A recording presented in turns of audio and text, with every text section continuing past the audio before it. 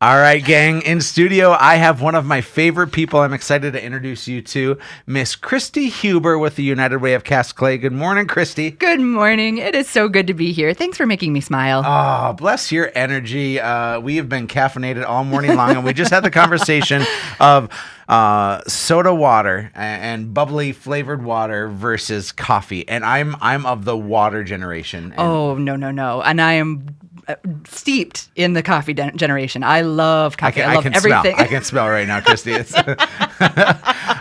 In all seriousness, you have been one of my favorite people for years. Oh, thank you. I met you years ago, and it was with your involvement with the United Way. I had some involvement with the United Way. You had some involvement with the United Way. It was United Way magic. Aplenty. That's it was right. magic. But you are now like the big cheese in charge of the United Way. People say I am full of cheese. Yes, that is true. That is true, but I love it. Is that a thing? It is a thing.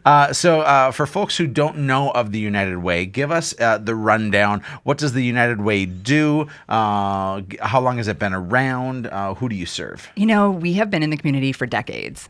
And a lot of people know us as being the community chest, that we raise money and send it out to lots of really important, great organizations in the community. Mm-hmm. And now what we do is we've really transitioned to community impact and looking at what are some of the community's biggest issues and how can we put resources and people and volunteers and energy behind solving those big community issues. Your hands are in a lot of cookie jars, Kristi. Is that right? I like cookies. I like cheese. I like cookies. This is coffee, cheese, and cookies. We're off to a really weird start. Kristi, the United Way has their hands and their involvement in lots of different organizations. And what I found is that as we start disclosing what the United Way does, one of the things is going to be personal for somebody. Mm-hmm. Here's my personal is I grew up in a single parent home. My mom was a warrior for us, but we struggled to get by. We were a hair over the poverty line most of our lives. And then I was fortunate enough to be introduced to the Big Brother, Big Sister program. My sister had a big sis, which was really great. And I had to wait for a long time to find a big brother.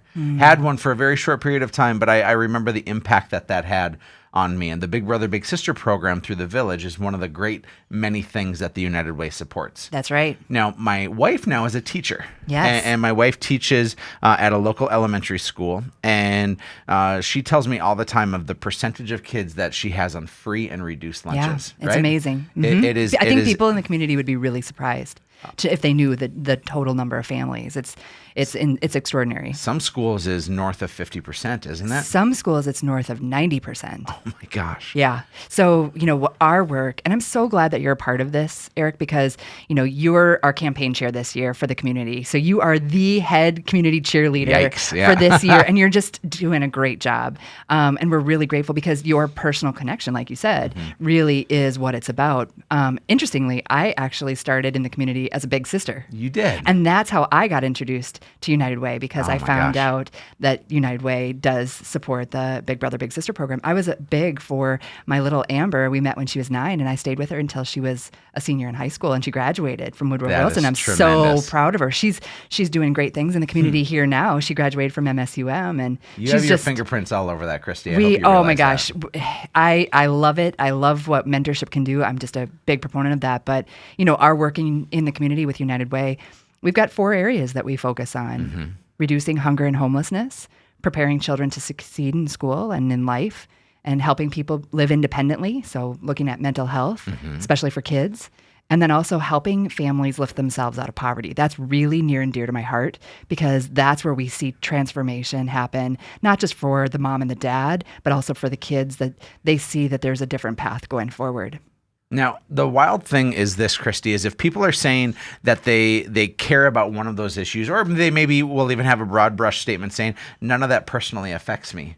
The fascinating numbers are written, and they are figured out that if somebody is in poverty, for them to be lifted out of poverty and no longer reliant on governmental services and systems is a financial savings to the rest of us. Oh, absolutely. Absolutely. And it's about how do we create the community that we want to see for the future? How do we plant the trees today that will give us the shade and the just the depth of community for the future? This is all about, not just today, but let's think a little bit broader.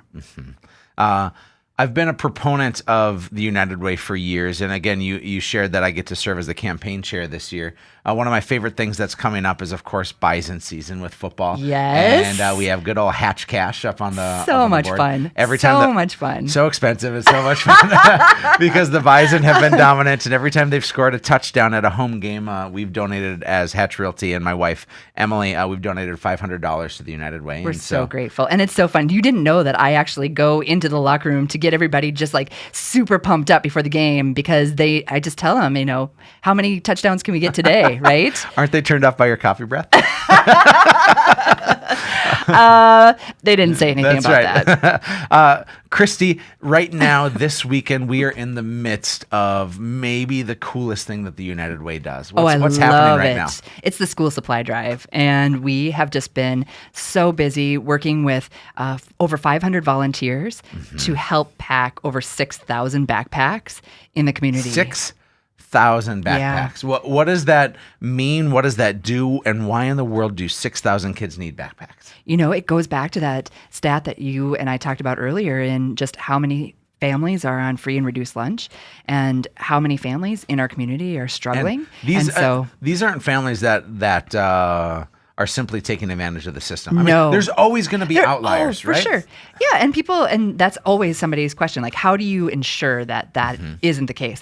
And what we do is we have every family fill out a form just so we know, what schools are we serving and what kind of, stories do some of these families have. And I love the stories, but, we know that over 83% of the families that come through are on self-reporting that they're on free and reduced lunch. And we want to make sure that kids have what they need to succeed. It's bold goal 2, right? And so we know that starting the first day of school off on the right foot is crucial. And so we know that you need tools for your job, right? You've got your microphone here today. You've got my hairspray to keep all my bangs in place, right? Yes, your bangs are looking very, very snazzy today. Yeah. But kids need the tools as well. And so that's why it's really important. And so, we have just ask the community to come alongside of us, not only to volunteer to pack these backpacks and then be there for distribution day, but also to help us, pull all of this resource together. And it has just been awesome.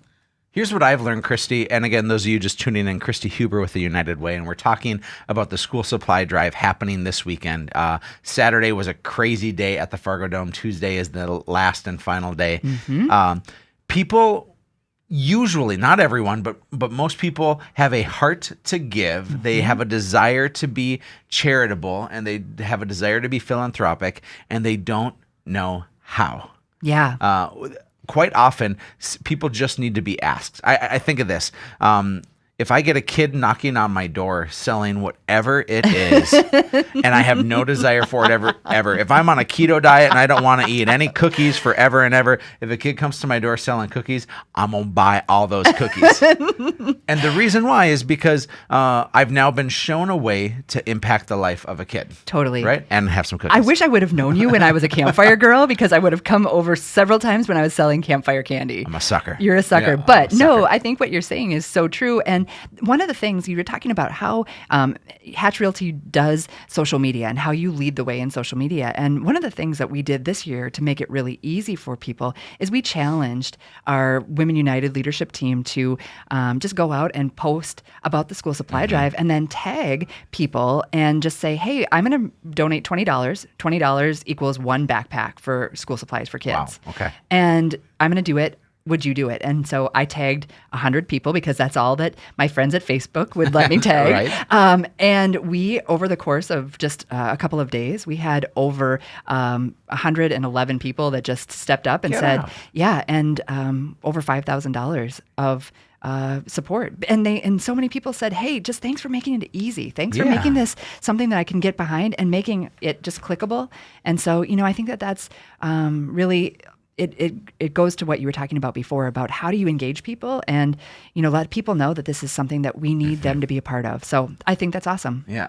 People are looking for the easy button on how to get involved. And I think the United Way has solved that for people, whether it be through volunteering or charitable donations. You have vetted these places with great checks and balances to make sure that the plans that the United Way has and your 4 bold goals are being lived out by these organizations in which financial support is being flown to. Oh, absolutely. And then every 6 months, we ask our partners, our great nonprofit partners, to report back and provide some data to us. Yeah. And so that we can show to our donors, to our community, we can show how the needle is really being moved in the community because of the way that we're investing and the programs that we're specifically investing in around these 4 bold goals. Right. Kristi, there's big stuff coming up. There's the Day of Caring. There's the kickoff event. There's so much to do. If people want to go to your website to learn more, where do they go? UnitedWayCastclay.org. I love it. Kristi Huber of the United Way. God bless you. Thanks for all you do. Folks, we're going to swing to break. And in the meantime, head to livefargomoorhead.com. This is Real Estate Radio with Erik Hatch.